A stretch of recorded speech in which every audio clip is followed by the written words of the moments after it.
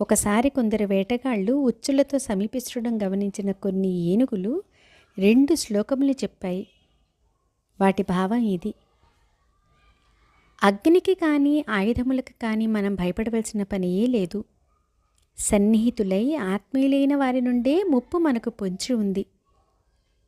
నిజంగా ప్రత్యేక శ్రద్ధ తీసుకొని మనమంతా బంధించబడేలా విశేషంగా శ్రమించేవారు ఈ ఆత్మబంధువులే అని తెలుసుకో. గోవుల నుండి పాలు మనకు లభిస్తాయి.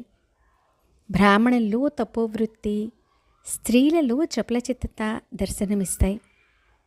బంధువుల నుండి మనకు లభించేది ప్రమాదమే. విభీషణ, నేనంటే నీకు అసూయ ఉంది. నీవలే వేరెవరైనా మాట్లాడితే అతని తక్షణమే వధించి ఉండేవాణ్ణి.